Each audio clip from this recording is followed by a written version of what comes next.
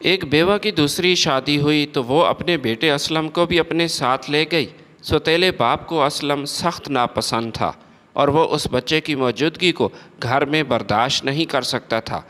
ماں کے سامنے ہی کہنے لگا کہ جہیز میں یہ نمونہ ساتھ لانے کی کیا ضرورت تھی۔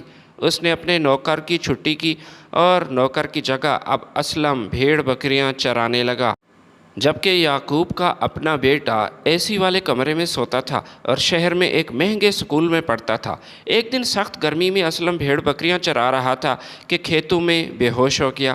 بکریاں بے قابو ہو کر سڑک کے سامنے آئیں تو ایک تیز رفتار ٹرک نے انہیں کچل ڈالا۔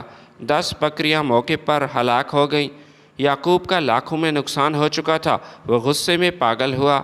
جیسے ہی اسلم کو ہوش آیا تو اس نے اسلم کی ماں کے سامنے ہی اس کے گلے میں رسی ڈالی اور پھر اسلم ایک بیوہ عورت تھی جو پچھلے 5 برس سے اپنی ماں کے گھر میں بیٹھی تھی۔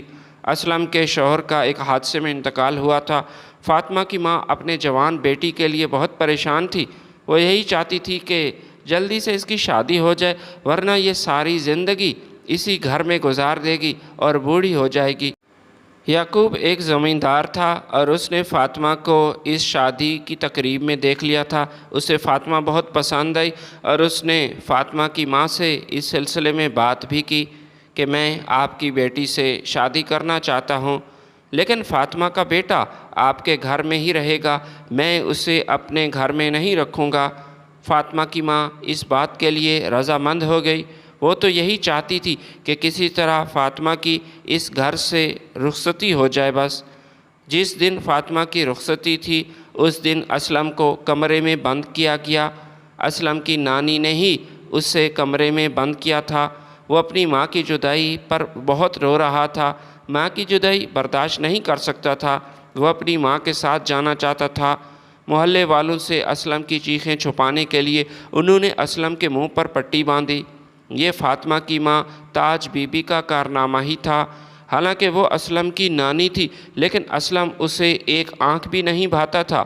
فاطمہ جیسے ہی اس گھر سے رخصت ہوئی تو اس نے باہر سے کمرے کا دروازہ کھولا، اندر آئی، اسلم کے منہ سے پٹی اتاری تو وہ دوبارہ چیخنے لگا، چلانے لگا۔ نانی نے ایک ڈنڈا اٹھایا اور اسے مارنا شروع کیا۔ کمبخت، میری قسمت ہی یہی تھی، میں تو یہی سوچ رہی تھی کہ فاطمہ کے ساتھ تو بھی اس گھر سے دفع ہو جائے گا، لیکن شاید میری قسمت ہی خراب ہے۔ مجھے سمجھ نہیں آتی کہ میں تمہارا آخر کیا کروں۔ میری زندگی کا کوئی بھروسہ نہیں۔ اگر میں مر گئی تو تمہیں کون سنبھالے گا؟ تمہیں کوئی سنبھالنے والا نہیں۔ وہ پچھلے 3 دنوں سے سکول نہیں گیا تھا۔ سکول کا ماسٹر تاج بی بی کے گھر آیا اور کہنے لگا کہ آج تیسرا دن ہے، اسلم سکول سے غیر حاضر ہے، خیریت تو ہے نا؟ تاج بی بی نے کہا کہ اس کی ماں کی شادی ہو چکی ہے، وہ ماں کی جدائی میں پاگل ہو چکا ہے، ہر وقت کمرے میں پڑا رہتا ہے، نہ کوئی کام کرتا ہے نہ ہی سکول جاتا ہے۔ میں تو اس بچے سے تنگ آ چکی ہوں، سمجھ نہیں آتی کہ میں اس کا کیا کروں۔ آپ خود ہی اسلم سے بات کریں تاکہ یہ دوبارہ سکول جانا شروع کرے، اس کا دل بھی بہل جائے گا اور پھر آہستہ آہستہ یہ اپنی ماں کو بھول جائے گا۔ میں تو یہی چاہتی ہوں کہ یہ اپنی ماں کے ساتھ رہے، لیکن یعقوب نے منع کیا۔ وہ یہی کہہ رہا تھا کہ میں اس شرط پر فاطمہ سے شادی کروں گا کہ اس کا بچہ ماں کے ساتھ یہاں نہیں آئے گا۔ ماسٹر صاحب کمرے میں گیا، اسلم کے سر پر شفقت بھرا ہاتھ پھیرا اور پھر اس سے یہی کہا کہ بیٹا سکول کیوں نہیں آتے؟ سکول میں تمہارے کلاس فیلو تمہیں بہت مس کر رہے ہیں، وہ تمہیں یاد کر رہے ہیں۔ اسلم نے روتے ہوئے ٹیچر سے کہا کہ اب میں کبھی بھی سکول نہیں جاؤں گا، میرا پڑھائی میں دل نہیں لگتا، میں اپنی ماں سے بھی ناراض ہوں۔ ماں مجھے چھوڑ کر چلی گئی، وہ میری اچھی ماں نہیں، وہ مجھے چھوڑ کر چلی گئی، اسے میری پرواہ تک نہیں۔ ٹیچر نے اسے سمجھانے کی کوشش کی کہ آپ کی ماں تو آپ سے بہت محبت کرتی ہے، وہ آپ سے ملنے کے لیے ادھر آتی رہے گی، یہ آپ کی نانو بھی تو آپ کی ماں ہی ہے۔ اسلم نے اپنے ٹیچر سے وعدہ کیا کہ کل میں سکول ضرور آؤں گا، لیکن اگلے دن ہی اسلم کو سخت بخار ہو گیا۔ اس کی نانو اسلم کو ڈاکٹر کے پاس لے گئی۔ 1 ہفتہ ہو چکا تھا لیکن وہ ٹھیک نہیں ہو رہا تھا۔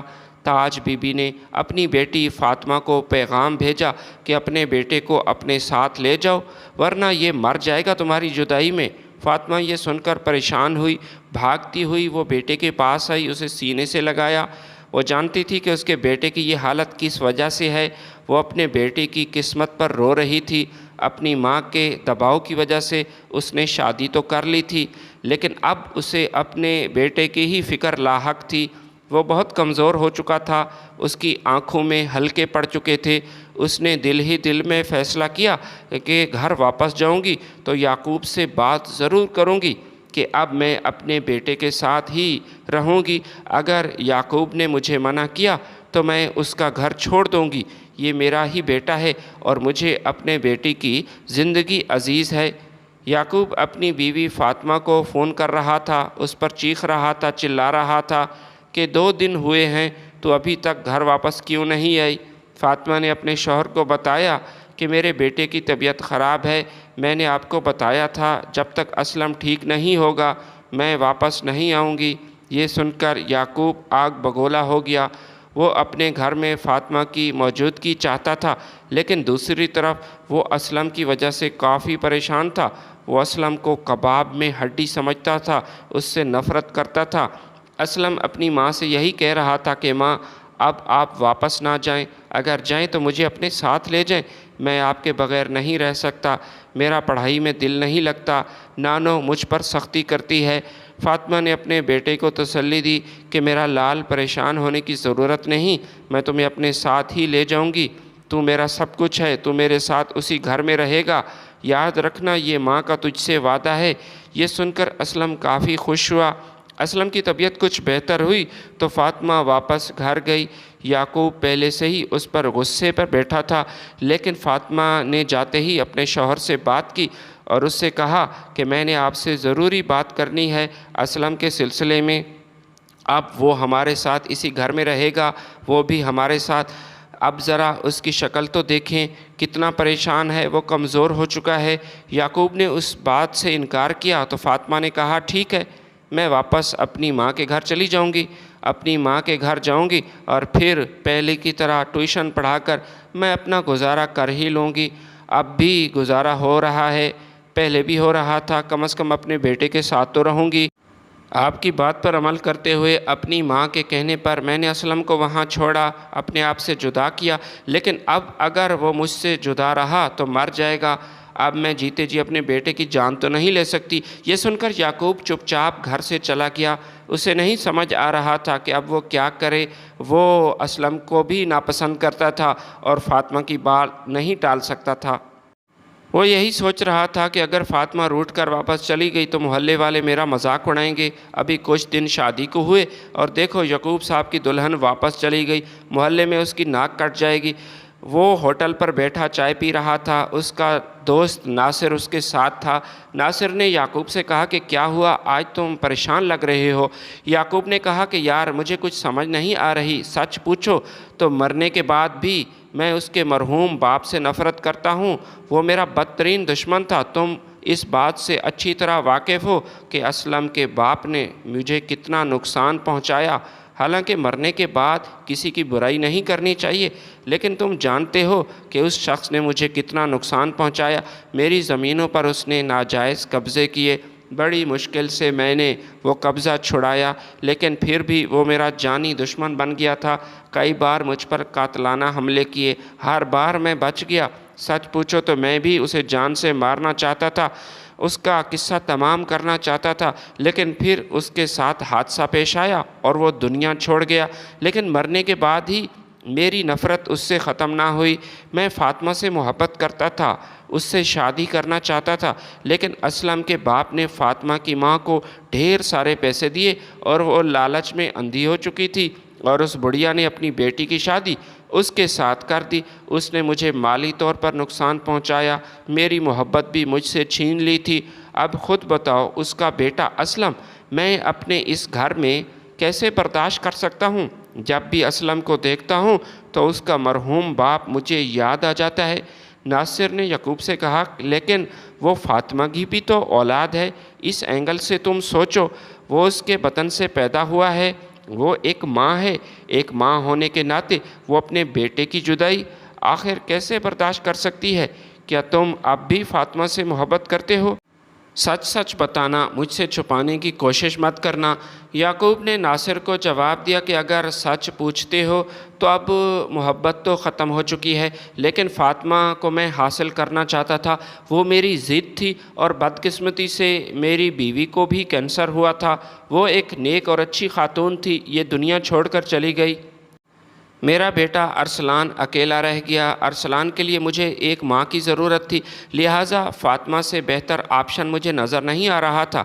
ناصر نے اپنے دوست سے کہا کہ یار تو خود ایک باپ ہے، ایک بیٹے کا باپ، اگر تو باپ ہو کر اپنے بیٹے ارسلان سے اتنی محبت کر سکتا ہے تو وہ بھی تو ماں ہے، وہ کیسے اپنے بیٹے سے جدا رہ سکتی ہے؟ میں تمہیں یہی مشورہ دوں گا کہ ماں بیٹے کو جدا کرنے کی کوشش مت کرو اور ان کو اسی گھر میں لے آؤ، اسے اپنے گھر میں رہنے کی جگہ دے دو۔ یعقوب نے کہا ٹھیک ہے، اس گھر میں وہ اپنی ماں کے ساتھ تو رہ سکتا ہے، لیکن میرے بھی کچھ اصول ہیں۔ فاطمہ تو اب بہت خوش ہوئی، وہ تو یعقوب کو دعائیں دے رہی تھی، لیکن یعقوب کے من میں کچھ اور ہی منصوبہ چل رہا تھا۔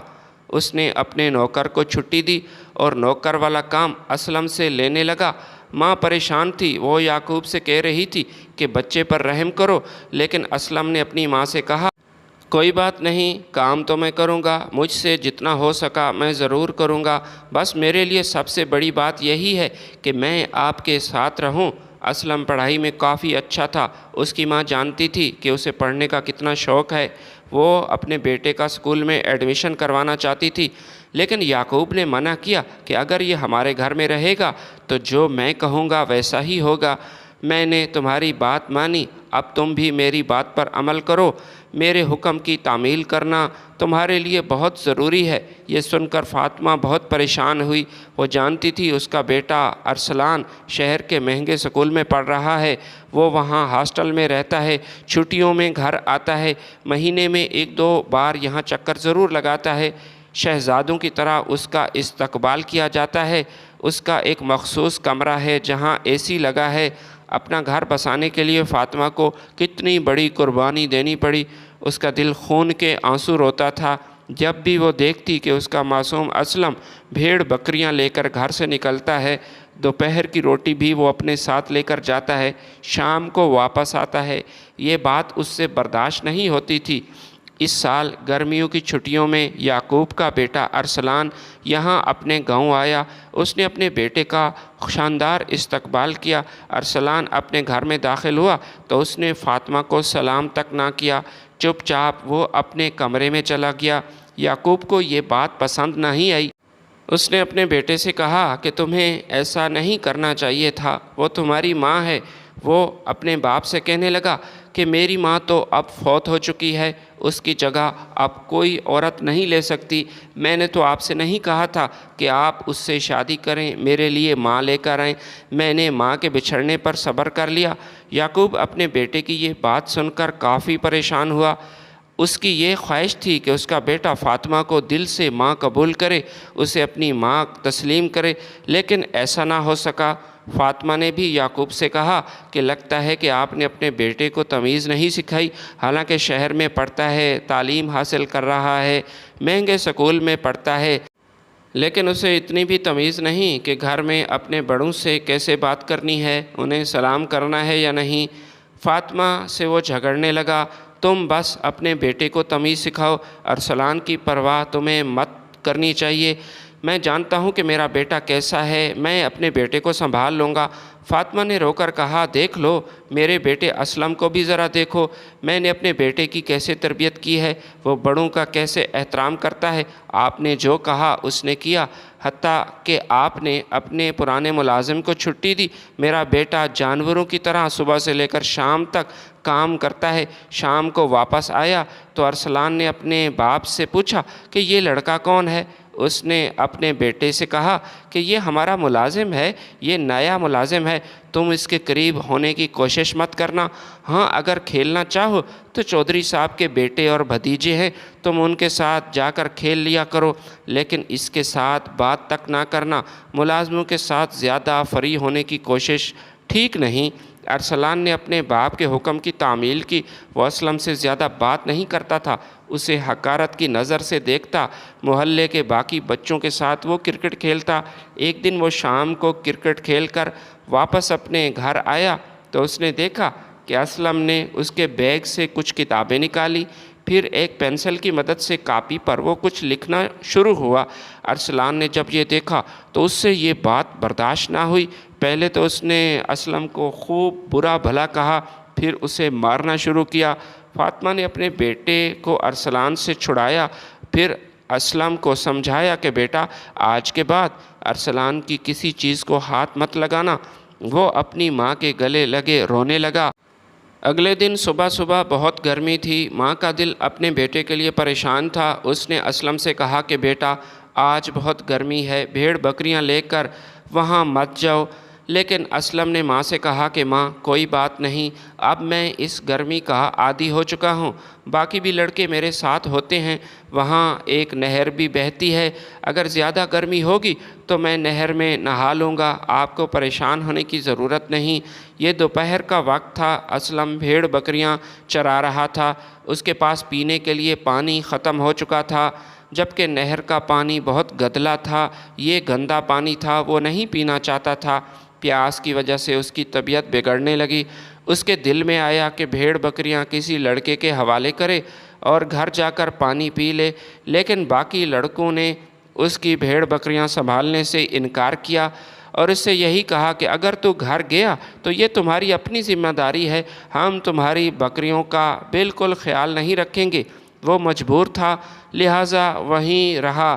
جسم میں پانی کی کمی ہوئی تو بے ہوش ہو گیا۔ ایک دیہاتی لڑکے نے دیکھا کہ اسلم کھیت میں بے ہوش پڑا ہے تو وہ اس کے گھر بھاگا، جا کر اس کی ماں کو بتایا کہ اسلم کھیتوں میں بے ہوش پڑا ہے۔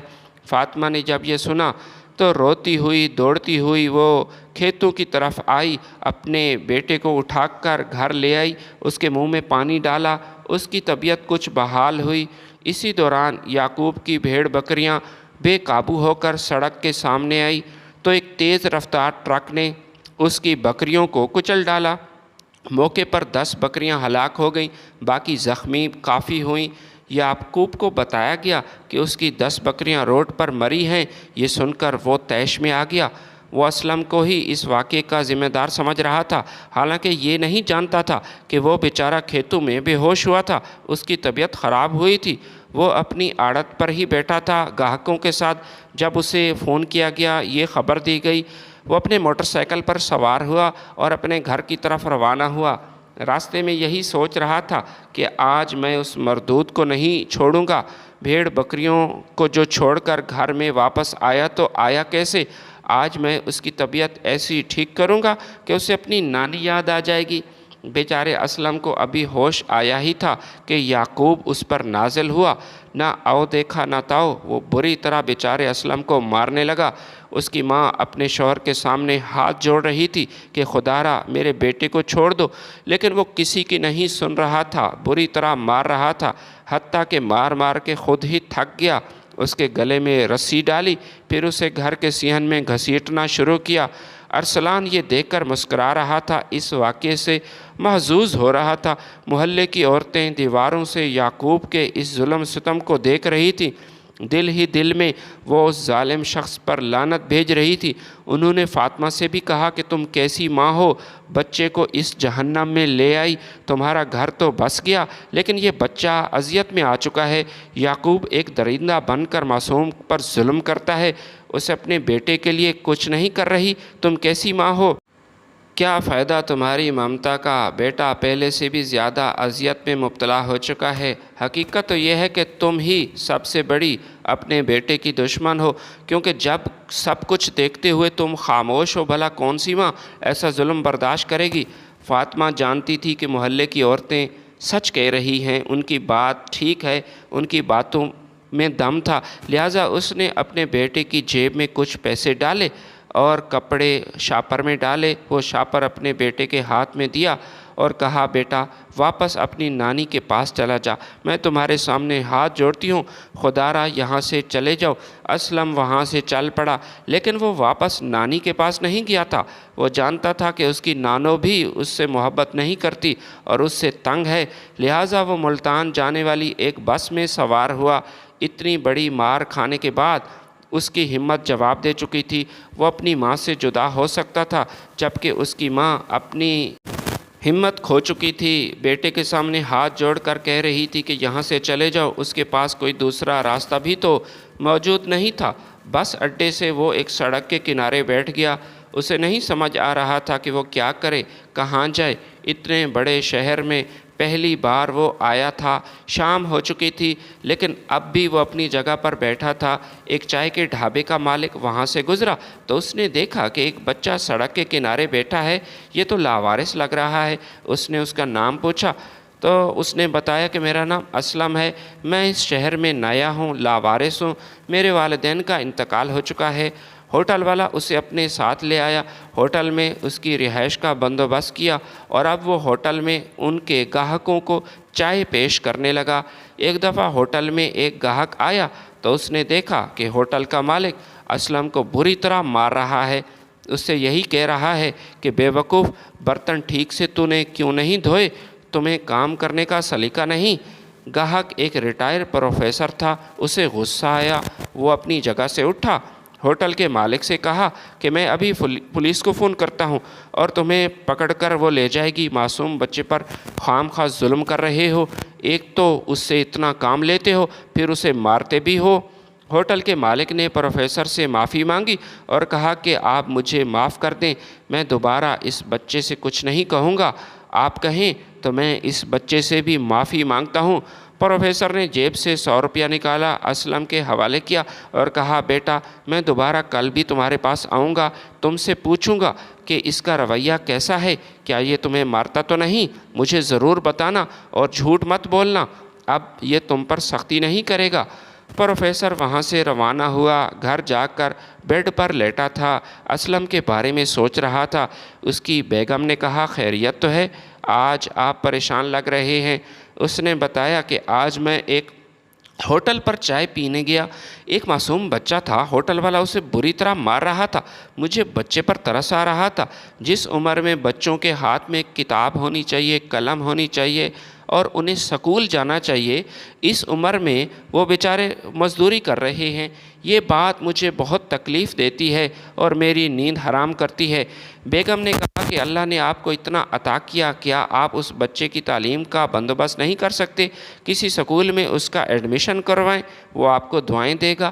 پروفیسر صاحب نے کہا تم ٹھیک کہہ رہی ہو، میں کل دوبارہ ہوٹل پر جاؤں گا، اگر بچہ پڑھنا چاہتا ہے تو اس کے تعلیمی اخراجات میں برداشت کروں گا۔ پروفیسر کے جانے کے بعد ہوٹل والے نے اسلم کو رسیوں کی مدد سے چارپائی کے ساتھ باندھ دیا اور درندوں کی طرح بری طرح اسے مارنے لگا۔ وہ اسے مارتے جا رہا تھا، ساتھ ساتھ یہ کہہ رہا تھا کہ تمہاری وجہ سے میری ذلت ہوئی، وہ بے وقوف پروفیسر مجھے پولیس کے حوالے کرنے والا تھا، اب تو میں تمہیں زندہ نہیں چھوڑوں گا۔ وہ اسلم کو مار رہا تھا حتیٰ کہ وہ بے ہوش ہو گیا۔ ہوٹل والا خوف زدہ ہوا کہ بچہ مر جائے گا، اس نے جلدی سے اسے رسیوں سے آزاد کیا، پھر اسے اٹھا کر ایک ویران سڑک پر رکھ کر بھاگ گیا۔ اسلم بے ہوشی کی حالت میں سڑک کے کنارے پڑا رہا اور جب اسے ہوش آیا تو وہ ایک خطرناک گروہ کے ہاتھ میں آ چکا تھا۔ ایسے لوگ جو بچوں سے کام لیتے تھے، چوری کے، جیب کاٹنے کے، وہ جیب کاٹنا سکھاتے تھے۔ اسلم ان کے کنٹرول میں نہیں آ رہا تھا، لہٰذا انہوں نے اسلم کو نشہ والی دوا پلائی۔ دوا پینے کے بعد اسلم اپنے ہوش میں نہیں تھا، وہ جیسے کہہ رہے تھے اسلم ویسا ہی کر رہا تھا۔ وہ لوگ اسلم کا برین واش کرنے میں کامیاب ہوئے اور اسے ایک کامیاب جیب کترا بنانے میں بھی کامیاب ہو چکے تھے۔ وہ اسلم کی مہارت سے بہت متاثر ہوئے۔ دن بھر وہ سب سے زیادہ جیبیں کاٹ کر واپس آتا اور کوئی اسے پکڑ نہ پایا۔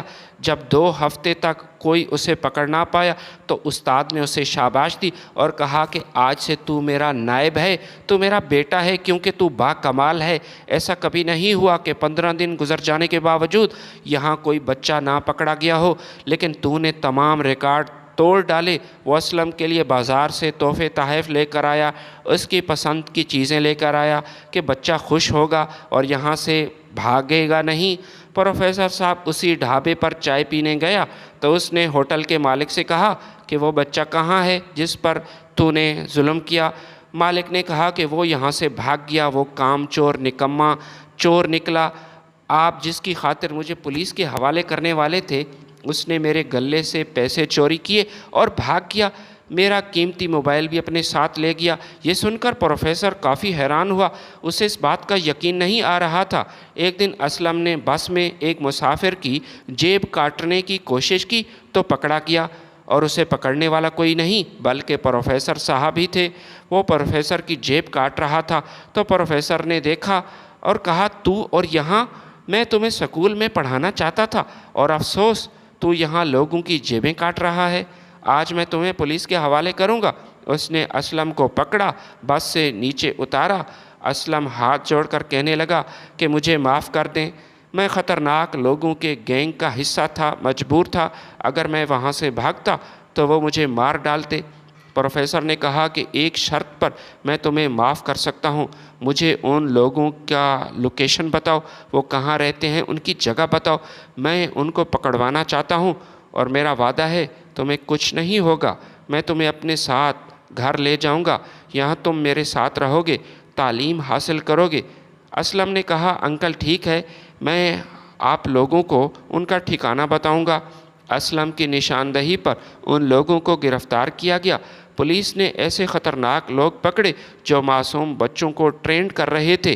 پروفیسر صاحب اسلم کو اپنے گھر میں لے آیا، ایک اچھے سکول میں اس کا ایڈمیشن کروایا اور اسلم سے یہ وعدہ لیا کہ مجھے چھوڑ کر نہیں جاؤ گے، اب میرے ساتھ کوئی دھوکہ بھی نہیں کرو گے۔ اسلم نے روتے ہوئے پروفیسر صاحب کو اپنی ساری داستان سنائی اور کہا کہ میری داستان بہت طویل ہے، مجھے ہر طرف سے تکلیف ملی ہے، پڑھنا میرا خواب تھا لیکن یہ خواب پورا نہ ہو پایا، آپ نے میری تعلیم کا بندوبست کیا، آپ کا یہ احسان میں کبھی نہیں بھولوں گا، اور میں یہاں سے جانے کے بارے میں سوچ بھی نہیں سکتا۔ اسلم اپنا تاریک ماضی بھول کر آگے بڑھنا چاہتا تھا، اس لیے اس نے سخت محنت کی۔ ادھر جب فاطمہ کو پتہ چلا کہ اسلم اپنی نانو کے گھر نہیں گیا تو وہ اپنا سر پیٹنے لگی۔ اس نے اسلم کو تلاش کیا لیکن بیٹا نہ ملا، اسے یہ بھی پتہ نہیں تھا کہ میرا بیٹا زندہ ہے یا مر گیا، لیکن قدرت اسلم کو ایک ایسے گھر میں لائی تھی جہاں اس کی تعلیم و تربیت کا انتظام موجود تھا۔ اسلم ماں کو بہت یاد کرتا تھا لیکن وہ اپنے آپ پر قابو رکھتا، اپنے آپ سے یہی کہتا کہ زندگی سنوارنے کے لیے اب یہ تمہارے پاس آخری موقع ہے، اگر یہاں سے تو بھاگا تو شاید دوبارہ یہ موقع نہ ملے۔ وہ دل سے پروفیسر صاحب کا احترام کرتا تھا۔ پروفیسر کی اپنی کوئی اولاد نہیں تھی اور وہ اسلم کو پڑھا کر بہت خوش تھا۔ پروفیسر صاحب اور اس کی بیوی دونوں اسلم سے کافی خوش تھے۔ تعلیم میں اس کی لیاقت کو دیکھتے ہوئے دونوں کو خوشی ہوئی۔ وہ ہر کلاس میں ٹاپ کر رہا تھا اور ایف ایس سی میں اس نے بورڈ میں پہلی پوزیشن حاصل کی۔ ایک اچھے میڈیکل کالج میں اس کا ایڈمیشن ہوا تو پروفیسر صاحب نے پورے شہر میں مٹھائی تقسیم کی۔ اسلم ایک کامیاب ڈاکٹر بن چکا تھا، غریبوں کا ہمدرد تھا۔ اس کے دل میں آیا کہ اب وہ اپنی ماں کو تلاش کرے، واپس اسی گاؤں جائے۔ ایک دن ایسے ہی اپنے دوست کے ساتھ گاڑی میں وہ اپنے گاؤں گیا جہاں اس کی ماں رہتی تھی۔ وہ 12 سال بعد گاؤں واپس آیا تھا، اسے کوئی پہچان نہیں رہا تھا۔ گاؤں کے باسیوں سے اس نے پوچھا کہ یہاں ایک عورت تھی، یعقوب کی بیوی تھی، اس کا نام فاطمہ تھا، وہ کہاں ہے؟ گاؤں کے لوگوں نے اسے بتایا کہ آج سے 6 سال پہلے اس کا انتقال ہو چکا ہے، اس کا بیٹا گم ہوا تھا، نہ جانے کہاں گیا اس کا بیٹا۔ بیٹے کے غم میں وہ پاگل ہو گئی اور پھر اس کی وفات ہوئی۔ اسلم بہت رویا، ماں کی قبر پر حاضری دی، ماں سے کہا کہ ماں مجھے معاف کر دینا، تجھ سے جدا ہونا میری مجبوری تھی، لیکن اب یہ نہیں جانتا تھا کہ میری جدائی میں تمہاری جان ہی چلی جائے گی۔ گاؤں والوں سے اس نے یہ بھی پوچھا کہ مرحومہ کا شوہر کہاں ہے، یعقوب صاحب کہاں ہیں، اس کے گھر پر تو تالا لگا ہے۔